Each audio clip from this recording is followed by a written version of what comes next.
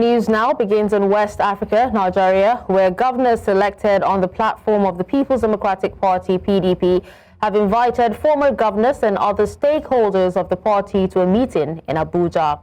Now, this is in a wider consultation on how to address the wave of defections and the crisis rocking the PDP. It was gathered that the governors also summoned members of the Board of Trustees and former presiding officers of the National Assembly.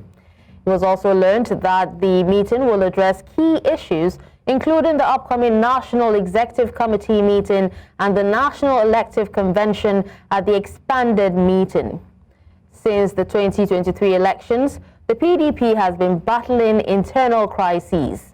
The situation worsened with the conflict between Governor Fubara and Nyesom Wike in Rivers State, along with disagreements over the South-South zonal leadership and the unresolved National Secretary position since December 2024. For more on the ongoing crises in the PDP, I'm joined by Professor Simon Na. He's a researcher and public affairs analyst. He joins me from Lagos. Welcome to the news, Prof. All right, we'll have Professor join us later. Now, still talking politics, the embattled governor of Rivers State, Siminalayi Fubara, has said that he is not desperate to return to office.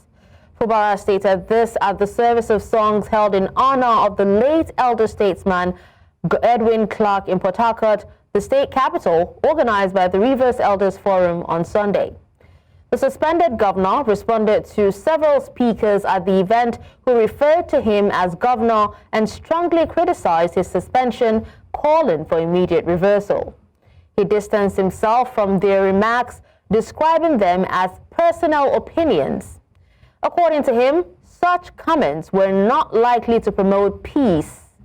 Fubara further warned that some of the actions taken by some of his supporters, though well-intended, had only worsened the situation. Meanwhile, there are lingering concerns about the state of democracy in Rivers State as Democracy Day edges closer. Women under the banner of Rivers Women Unite for Sim, a group at the forefront of the campaign for the restoration of democracy, are once again calling for restitution in Rivers State. News Central's Biola Festus has more in this report. It has been 7 weeks and Rivers State is still locked down in emergency rule. Voices have been raised and appeals have been made with hope that Mr. President will reconsider his decision. As Nigerians brace up to celebrate 25 years of the breakout from authoritarian regime to democracy, concerns are growing about how Rivers State will commemorate the day. There is no market. Women are suffering. Nothing is happening. Please, President, help us. We need our governor, Sasim Fubara. This only governor will come make our life better for Rivers State. Now they can't come out. We dey beg our president, please bring back our governor for us. We that are Muslims in the states, we beg him to bring back our governor because he mean well for us. Please, our president, reinstate our governor. He's a peace-loving man. He has no problem. The Rivers Women Unite for Sin movement has heard the loudest voices in the demand for the restoration of suspended Governor Siminalayi Fubara and the reinstatement of democratic institutions in the state. At their recent gathering, they urged the National Assembly Oversight Committee on Rivers Emergency Rule to be diligent. The emergency rule has hindered the deployment of resources for meaningful development. Mr. President, we Rivers women support the process of peace and reconciliation and urge the National Assembly Oversight Committees on the implementation of the emergency rule to engage with the relevant stakeholders on how to broker peace among the gladiators. We are appealing to His Excellency the President of Nigeria, Tinubu, to tamper justice with peace. We are asking him to call back our governor. We are praying that there will be peaceful resolution to this matter so that our duly elected governor will come back to his seat. Amid the unfolding developments in Rivers State, more groups in the state have continued thronging behind President Bola Tinubu, drumming up support for him ahead of 2027. Only time will tell if Mr. President will reinstate Governor Fubara before the proposed 6 months. In Port Harcourt, the Rivers State capital, for News Central, Biola Festus. For more on the ongoing crises in the PDP, I'm joined by Professor Simeon Na. He's a researcher and public affairs analyst. Thank you so much for joining me, Professor Simeon. Thank you. Good evening, viewers. Good evening. Now, Professor Na, first of all, let's get your views on the gale of defection ongoing in the PDP. Well, you see, the problem is that we Nigerians will forget a lot, but the internet does not forget. I've said it before, I'm going to say it again. What happened in between 2003 and 2007 is repeating itself. We had an EFCC chairman then, who is now an NSA. And in those days, once the then PDP and Obasanjo in the saddle wants to get any governor, he uses the EFCC against that person, and the person will eventually, move over to PDP. The same man today is there as an SA. You know who I'm talking about. You recall that in 2003 election, that the whole of Southwest, apart from Lagos, in fact, the truth was that even Lagos was posted as having been won by PDP. Then some people began to comment. There were threats. And hours later, they said, INEC now said it was a mistake that they posted that they won Lagos. And they returned Lagos to the current president. But all the other states in the Southwest moved over to PDP. Mm-hmm. So it's the same game plan. Look at what happened in Delta. It's obvious that Okowa was being in and out of EFCC. And immediately after that, he had to move over to APC.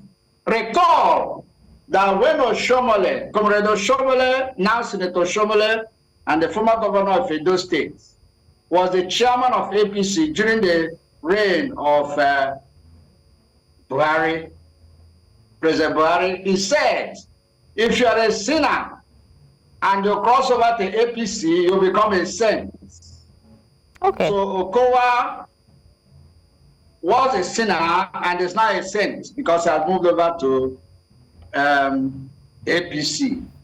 Again, recall equally that Senator Sani, former Senator Sani, said in those days that if you want to treat an APC person that has corrupt charges, the government will use deodorants. But when they want to handle opposition party, they use disinfectants. It's the same thing that is playing out today. Well, Professor, so we are seeing a replica of what has happened before. It's not new. It's just that we forget easily. Yeah, absolutely, Professor. Now, but how much of the conflict in the PDP is about ideology versus personal ambition? Are there ideologies in politics? My answer is no. Maybe I'll cast your mind back to when these parties were registered. A lot of people don't know what happened in 1998 that led to 1999 elections. Now, 3 parties were to start that election. But because of the agitation in the southwest, the APP then, that later became APPN, now had to fuse with AD. I want to inform you too, you can check that out, that as at the time APP fused with AD has not completed a registration with INEC. However, because of the agitation of June 12th, it was agreed, there was a concession, that 2 political parties and 2 Southwesterners should contest that election. So, if you go back to the registration of those political parties, the late Bola Ige wrote the constitution of the political parties that contested election in that year. Both PDP and AD. The constitution was written by one man. So it's the same ideology. They don't have any, there's no difference in ideology. That is if they have any, because what our politicians are doing today, they are just interested in the next election. The politicians are not interested in you. I've tried to define politicians in several fora.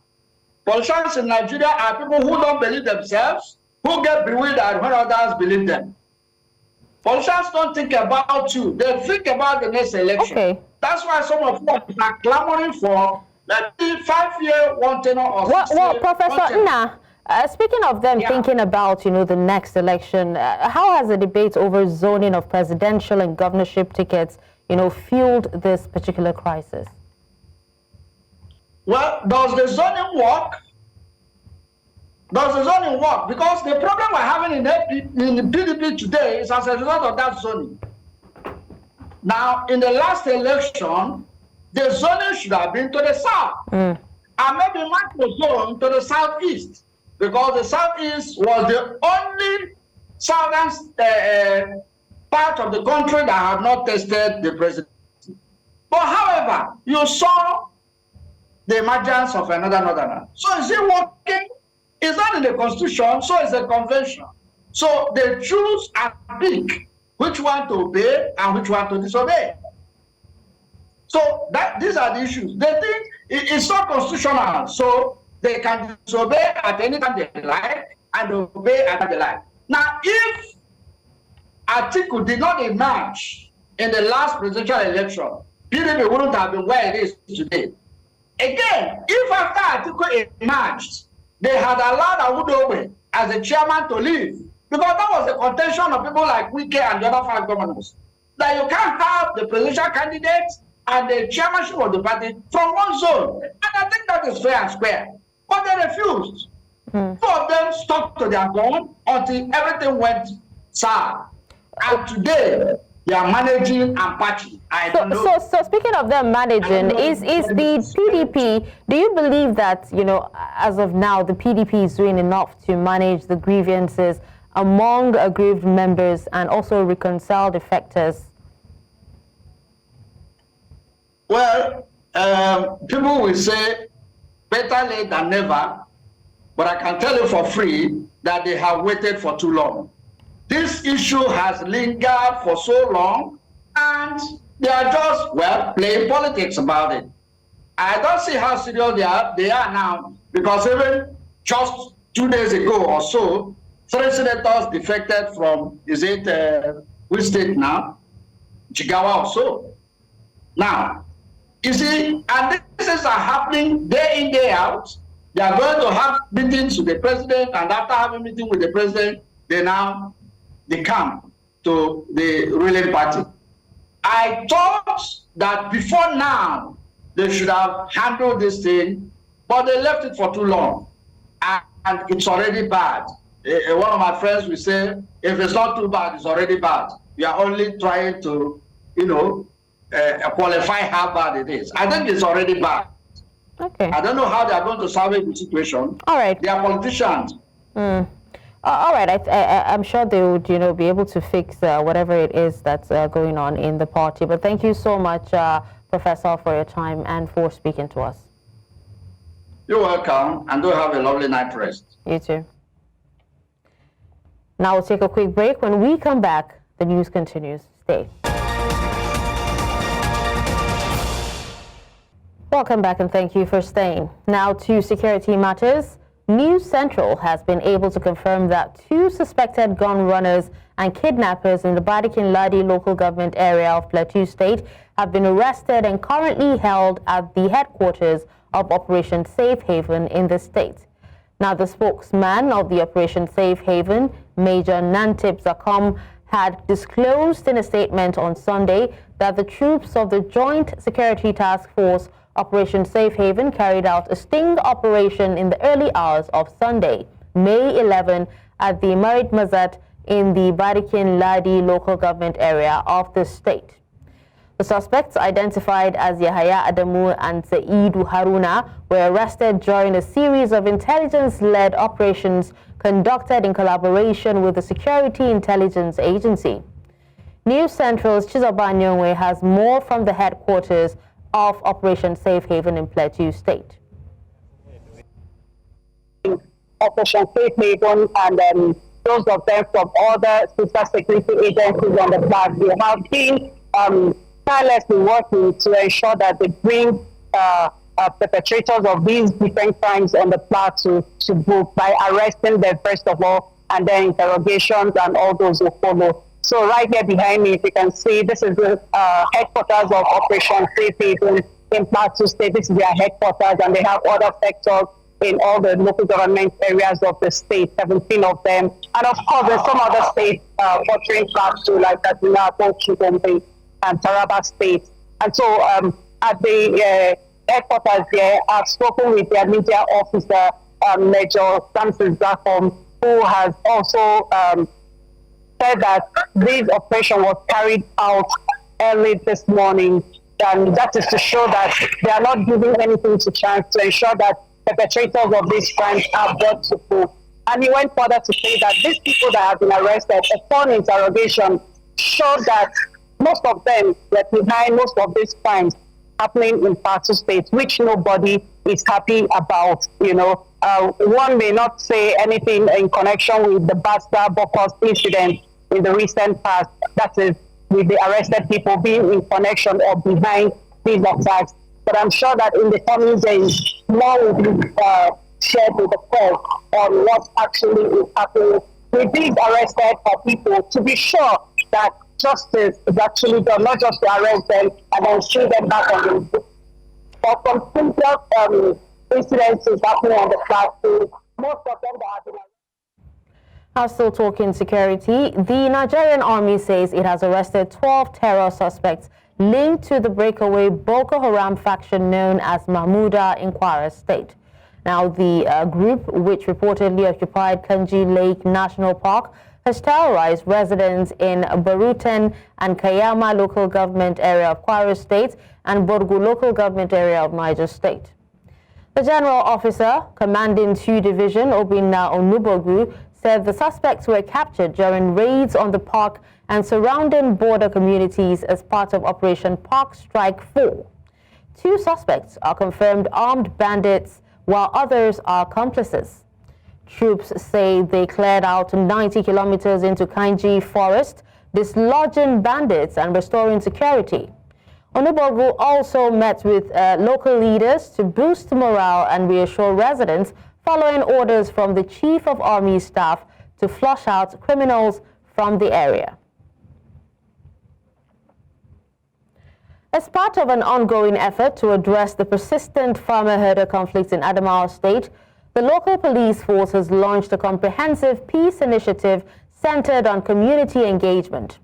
Now, the initiative, which involves direct communication between police officers, farmers, herders, and community leaders, aims to build trust and encourage peaceful coexistence.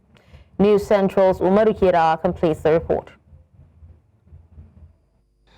Herders usually return to the northern parts of Nigeria with their cattle with the onset of the rainy season and the growth of vegetation.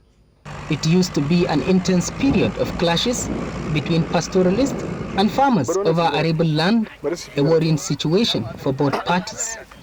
Adamawa, Benue, Jos, Nasarawa and Taraba are among the states where such farmer-herder conflict is pronounced in Nigeria. Stakeholders here in Adamawa State converge to seek for solutions towards promoting peaceful coexistence and formulate practical strategies like building trust to prevent conflicts during the critical farming season. Adamawa State, we all need to live in peace. Living in peace in Adamawa State is not negotiable. We are brothers to one another, whether a farmer or a herder.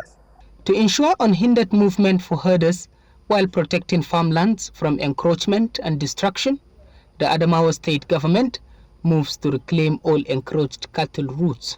As the rainy season approaches, past experience reminds us that this period often witnesses an increased tension between herders and farmers, primarily due to struggle over land, water and grazing reserves. In the light of this consideration, if not proactively addressed, can escalate into violence, disrupt livelihood, and threaten the peace and security we all work hard to preserve. While farmers appealed for better access to fertilizers to enhance food production, herders called for the establishment and protection of designated grazing routes to reduce friction. The engagement is seen as a critical pathway towards ensuring a conflict-free farming season and fostering sustainable agricultural growth in Adamawa State. In Yola for News Central, Umaru Kirawa. Meanwhile, the federal government of Nigeria has been urged to adopt the establishment of rural grazing areas known as Ruga settlements to end the persistent farmer-herder clashes that have caused significant loss of lives across the country. Now, this appeal was made by livestock expert Dr. Idris Gabdo during a live appearance on News Central Now on Sunday. Now, the call comes amidst ongoing violence and displacement caused by clashes between farmers and herders, a crisis that has severely impacted food security and stability in Nigeria. Dr. Gabdo acknowledged that the farmer-herder conflict is a complex issue, but emphasized that creating designated rural grazing areas would provide herders with specific locations to reside and graze their cattle, potentially fostering lasting peace between herders and farmers. There are political inclination, there are political affiliation, there are also ethno-religious, and there are also tribal and regional issues, actually. But sometimes we know primarily the main causes is that, but sometimes politicians and other people do take advantage of the situation to ignite and cause mayhem to the team agrarian or the herders. Our government is doing a lot, but sometimes they are not intentional. What I mean that they are not intentional, we all know that the best approach to address this issue is ranching. What I mean by ranching is using a rural grazing area known as Ruga, locally known as Ruga, whereby we know the herders, when they are in the movement from one location to the other, transform and pass, to say, if you can make them sedentarily by putting them in one location, giving them all the basic amenities, the issues of fighting between the two stakeholders, that is farmers and herders, can be minimized, so to say. Away from that, corn oil producing, the oil exploration outfit of Nigerian telecom and oil billionaire Mike Adenuga has made another bold move in Africa's energy industry by achieving a major milestone. The export of Nigeria's newest crude oil blend, known as the Obodo blend, in April 2025, corn oil producing under the leadership of Adenuga, the first Nigerian businessman to strike oil, officially launched the Obodo blend, marking a fresh chapter for Nigeria's oil industry. Production was carried out under a production sharing contract with the NNPCL. The Obodo blend is a medium sweet crude extracted from the onshore OML 150 block. Now, this block is managed by Continental Oil and Gas Limited, one of the operating companies under Adenuga's Corn Oil Producing, which holds 6 oil blocks across the Niger Delta. In a historic first, Owando Trading, the trading arm of Owando Group, led by Group Chief Executive Wale Tinubu, became the first company to purchase and lift the new Obodo blend.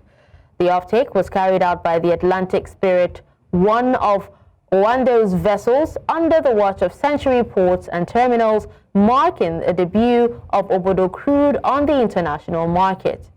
A key part of the milestone was Century Ports and Terminals, whose management of the Tamara Tokoni, a floating production, storage and offloading vessel, created the crucial link between Corn Oil's onshore wells and Owando's export tanker.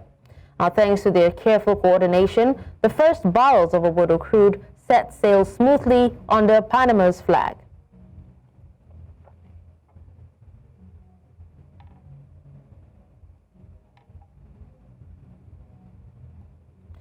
We'll take a break now. When we come back, we'll talk about criticisms facing the national census. Stay with us.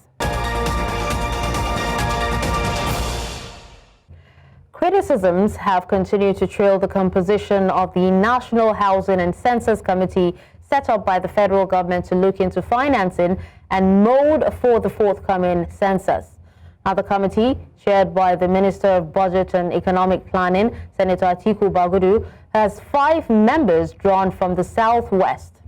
Critics of the committee mostly believe that many of its compositions are lopsided and do not reflect federal character. Now, the presidency, through the special assistant to the president on social media, Dada Olusegun, has attempted to defend the composition of the committee, arguing that its members were selected based on the relevance of their current roles to the success of the census. The explanations of the presidency have not gone down well with some individuals, including the Ohaneze Ndibo, who have accused the federal government of intentionally sidelining the Igbos from the committee. Now, for more on the outcry against the composition of the Census Committee, I'm joined by the Southwest Coordinator of Ohaneze Ndibo Worldwide, Chief Everest Ozonweke. Thank you so much for joining us, Chief. Thank you very much. Pleasure. Now, Chief, let's start with a look at the position of Ohaneze Ndibo on the composition of the Census Committee. Well, actually, we are not really happy with the composition of the members of the committee. To start with, we expected the federal government to take actions and policies that unite us as a nation, rather than policies that divide us the more. The whole of southeastern region were excluded from the Census Planning Committee. How do we feel? We really feel bad about the exclusion of Southeast, the exclusion of Southwest, South rather, for the Census Committee. This is the very first time such a thing is happening in this nation. We are going to send illuminators who will be going into the roots and crannies of all villages to take data. We all know the importance of census. It is used for budgetary allocations, it is used for fiscal planning, it is used for infrastructure development, healthcare, economic development of a nation, and what have you. And the whole region is being excluded from the planning. Okay. Now, how do we feel?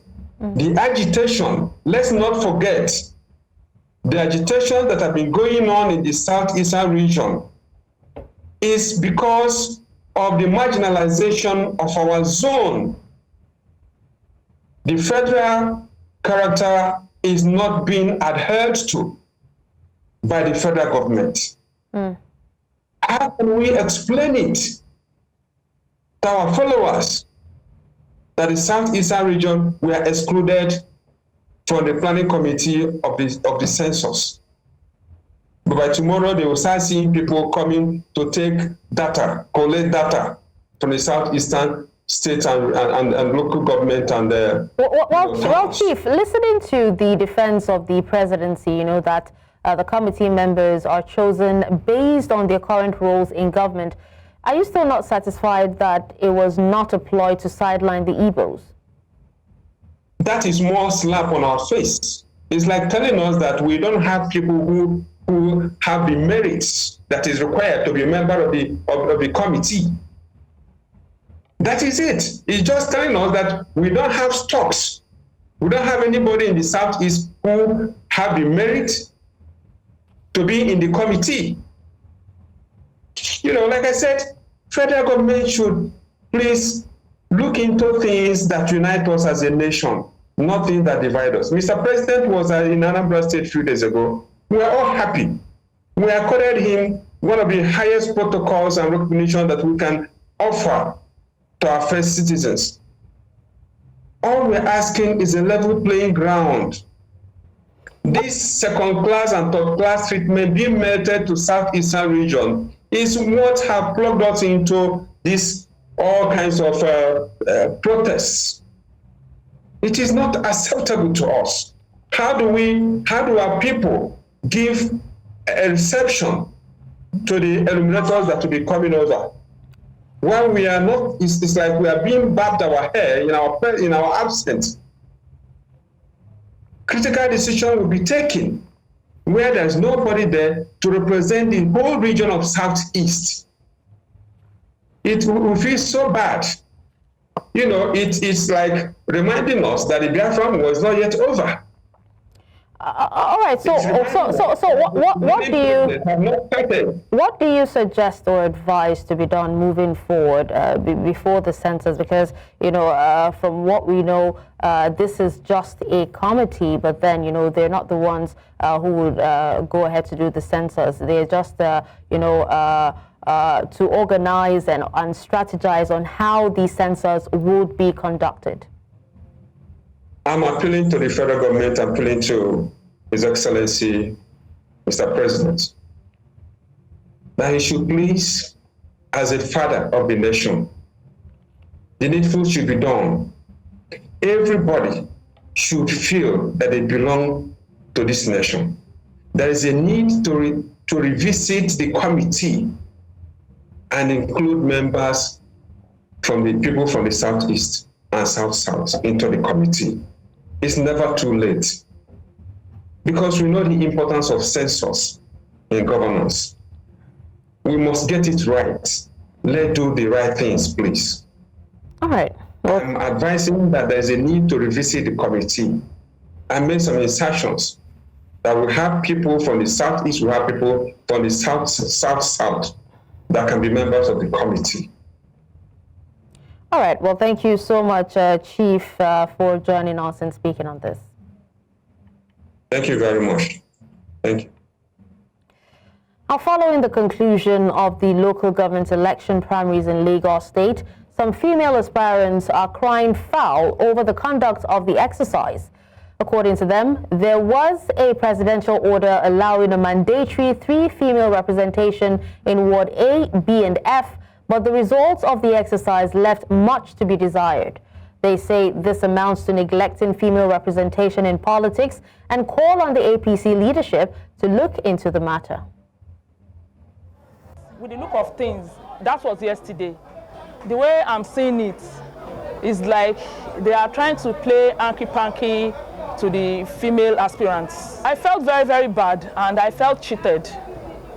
And I know I'm going to aspire the position back because it is the presidential order, and no one can turn it off. My next action is to go straight to my state chairman to tell him what is going on, and also to the state chairman to tell him what is going on in Nigerian fellow local government. That is it.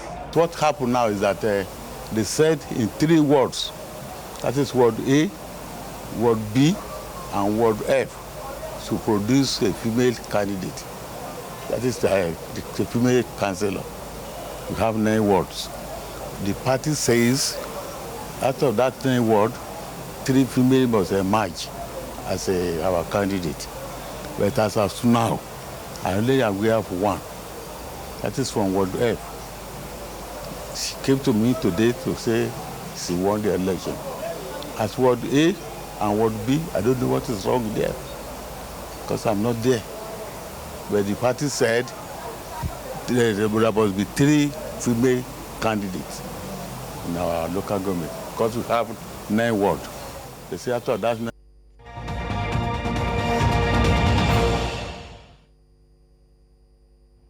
On World Wrap, Pope Leo XIV has called for an end to the war in the world as he greeted crowds from the balcony of St. Peter's Basilica on Sunday in his second official public appearance since becoming the leader of the Catholic Church.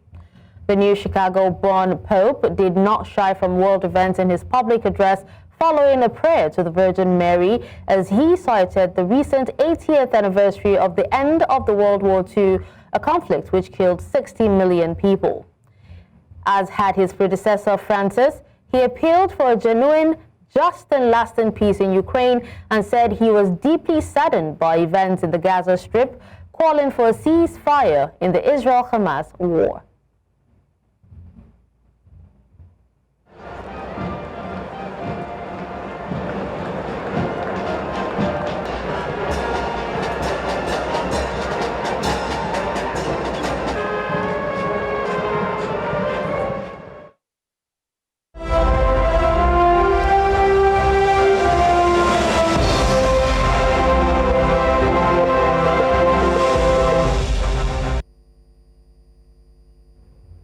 After the break, we'll have an update on business and sports. Stay with us.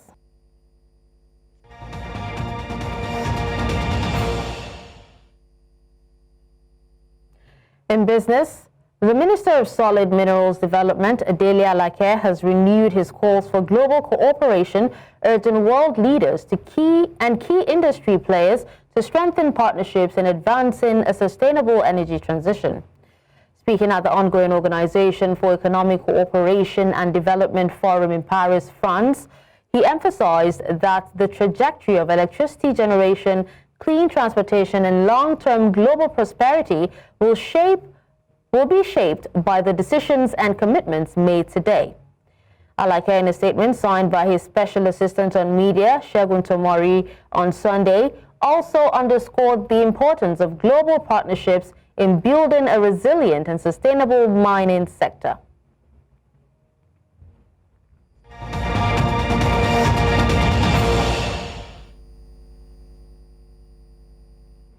Up next is Sports Update. Remo Stars Football Club were officially crowned 2024-2025 Nigeria Premier Football League champions on Sunday, becoming the 21st club to win the title. They sealed the triumph with a 4-1 comeback victory over Ikorodu City, who had taken an early lead and threatened to spoil the trophy celebrations. The win also confirmed their place in next season's CAF Champions League. Rivers United and Abia Warriors will also play continental football next season, with both securing top 3 finishes. Abia Warriors made history by qualifying for their first ever CAF Confederation Cup after beating El Kanemi Warriors 2-1. Elsewhere, Rangers, Kano Pillars, Kwara United, Nasarawa United and Plateau United recorded important wins. Sunshine Stars has joined Lobi Stars as the second relegated club from the Nigeria Premier Football League to the Nigeria National League. The Owena Whales succumbed to a 2-1 home defeat to Niger Tornadoes in a matchday 37-2025 MPFL encounter. The Ikon Allah boys opened the scoring via Ismail Sariki before Amadou Liman equalized for the hosts. A screamer from Daniel Akambek in the 76th minute ensured that the visitors secured their 5th away win in their quest for survival and condemning Sunshine Stars to the lower division. South Africa secured a 2-0 win over Malawi in the 2024 African Nations Championships final round of qualifiers second leg match. As a result, Bafana booked their place in the CHAN finals after winning the tie 2-1 on aggregate. The continental tournament for home-based players will be co-hosted by Tanzania, Kenya and Uganda between the 2nd and the 30th of August 2025. Bafana broke the deadlock in the 12th minute when Victor Letsaulo hit the back of the net to hand South Africa the lead. In the 87th minute, captain Neo Meima netted the second goal after being set up by Lesaulo, and South Africa held on to claim a 2-0 victory over Malawi on the day. South Africa made history at the World Relays in Gwangju, China by becoming the first African nation to win gold in the men's 4x100 meter relay, clocking 37.61 seconds. Akani Simbine, the current world leading 100 meter sprinter, powered past USA anchor to seal victory after Bayanda Walata narrowly avoided a false start. Simbine had recently posted world best times of 9.90 seconds and 9.99 seconds. The men's 4x400 meter team also claimed gold, with Zakiti Nene anchoring the win. The women's 4x400 meter squad added a bronze medal and set a new national record. With their standout performances, all three teams have qualified for the World Championships in Tokyo, marking one of athletics South Africa's most successful global showings.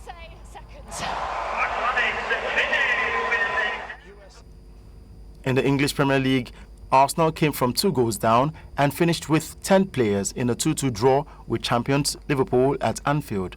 2 goals in 87 first-half seconds put Ancelot's side in control as Cody Gakpo nodded in the opener from close range before Luis Diaz slid in to double the advantage, but headers from Gabriel Martinelli and Mikel Merino changed the mood after the break. Liverpool piled on the pressure after Merino was sent off for his second bookable offence, but Andy Robertson saw a potential winning goal disallowed for a foul as Arsenal held on, staying 2 points above third-placed Newcastle United. The draw means Liverpool can no longer reach the 90-point mark this season, while Arsenal stays second, edging closer to securing a top 5 finish. And that's a wrap on Sport Update. I am Udoka Njoko.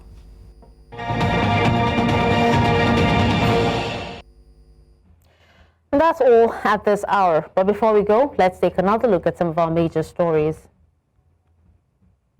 We told you that PDP governors are in an emergency talk with party bigwigs over widespread defections.